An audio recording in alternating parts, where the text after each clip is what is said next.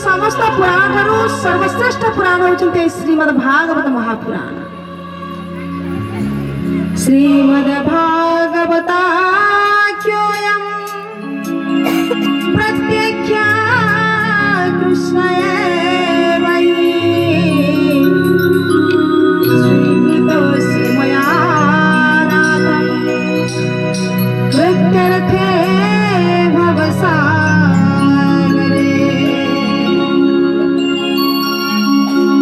बहुत सुंदर भावरे व्यासदेव जी वर्णना करिसथि। कोन कहते श्रीमद् भागवत स्वयं प्रत्यक्ष कृष्णएव हि। ए श्रीमद् भागवत महापुराण को जो हमें देखुछ ना एटा साधारण ग्रंथ नुहंती। कहार स्वरूप प्रत्यक्ष कृष्णएव हि स्वयं श्री कृष्ण ए श्रीमद् भागवत महापुराण रे विलीन हेइछन्ति।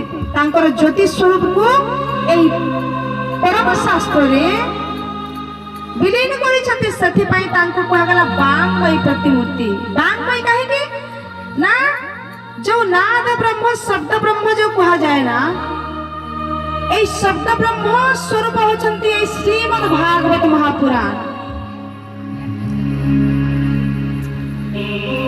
तो सथि पई ए कथा ए श्रीमद् भागवत महापुराण को जे पढ़े जे श्रवण करे जे चिंतन करे तार कल्याण हो जाए।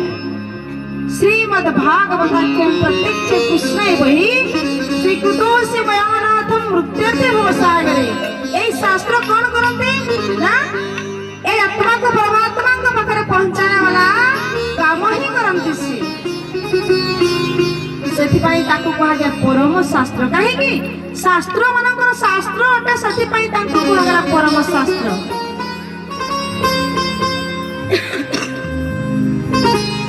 एहि भागवत नाम चारि वेद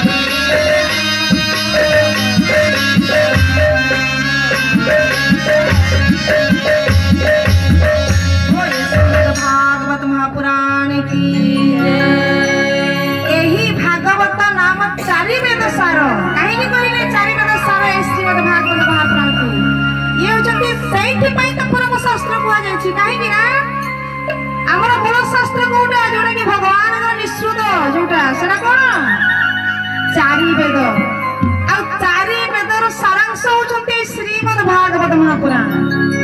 व्यासदेव जी बहुत सुंदर भाव लिखिले। कौन लिखिले निगम कल्पतरुर घटितं फलं सुख मुखादमृताद्रवसंयुतं पिबत भागवतं रसमालयं मुहुरहो रसिका।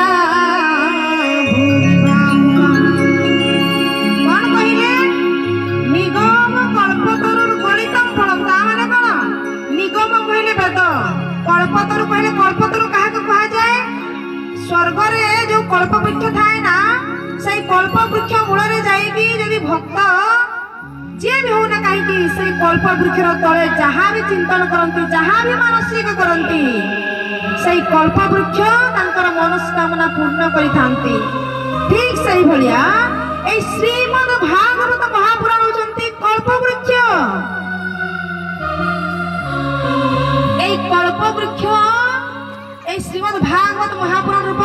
ବୃକ୍ଷ କଣ କହନ୍ତି ନା ୟାରି ସାନ୍ନିଧ୍ୟରେ ଯିଏ ଆସେ ସେ ଯାହା ଚାହେଁ ତାହା ହିଁ ପ୍ରାପ୍ତ କରିଥାଏ।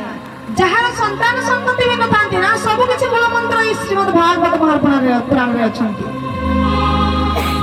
ଅନେକ କେବଳ କୋଉ ପ୍ରୋବ୍ଲେମର ସଲ୍ଭ ନାହିଁ, ସବୁ ସଲ୍ଭ କୋଉଠି ଏଇ ଶ୍ରୀମଦ୍ ଭାଗବତ ମହାପୁରାଣରେ ଅଛନ୍ତି। ସେଥିପାଇଁ ନିଗମ କଳ୍ପତରୁ ସହିତ ତାକୁ ବର୍ଣ୍ଣନା କରାଯାଇଛି। ଗଳିତ ଫଳ କେମିତି ଗଳିଲା ସେଇଟା ସେ ରସଟା କେମିତି ଗଳିଲା ବେଦରୁ ନିଃସୃତ ହେଇକି ଆସିଲା କୋଉଠିକି। ଯେମିତି ଗୋଟିଏ ଆମ୍ବ ଗଛରୁ ଆମ୍ବଟା ଯଦି ପାଚି ଗଲା ପରେ ତଳକୁ ଆସେ ଠିକ ସେଇଭଳିଆ ଏଇ ଚାରି ବେଦର ରସ ହଉଛନ୍ତି ଗନ୍ତାଘର। ସେଥିପାଇଁ ତ ରସମାଳ କୁହାଗଲା ଏଇ ଶ୍ରୀମଦ୍ ଭାଗବତ ମହାପୁରାଣ। ଏହି ଶ୍ରୀମଦ୍ ଭାଗବତ ମହାପୁରାଣକୁ ରସମାଳୟ ରସର ଗନ୍ତାଘର ରସର ଆଳୟ ସେଥିପାଇଁ ତାଙ୍କୁ କୁହାଗଲା ରସମାଳୟ। ଆଉ ଏଇ ରସକୁ ଯେତେବେଳେ ଗଳିକି ଆସିଲା ସେତେବେଳେ ସୁକଦେବଜୀ କଣ କଲେ ସେଇ ଯେମିତି ଆମ୍ବ ପାଚିଥିଲା ଆମ୍ବକୁ ଗୋଟିଏ ଶୁକ ପକ୍ଷୀ ଯଦି ଅଇଠା କରିଦିଏ ବା ତାକୁ ଥଣ୍ଟ ଲଗେଇ ଦିଏ ତାହେଲେ ସେଇ ଆମ୍ବଟା ତାର ମିଠାଟା 100 ଗୁଣା ହେଇଯାଏ।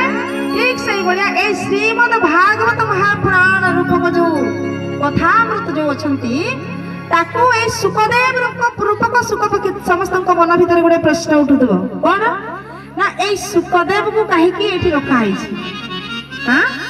ସିଏ ହିଁ ପ୍ରକୃତରେ ଏଇ ସୁକଦେବ ହଉଛନ୍ତି ଏଇ ଶ୍ରୀମଦ୍ ଭାଗବତ ମହାପୁରାଣର ମୁଖ୍ୟ ବକ୍ତା ଆଉ ପରୀକ୍ଷିତ ହଉଛନ୍ତି ମୁଖ୍ୟ ଶ୍ରୋତା।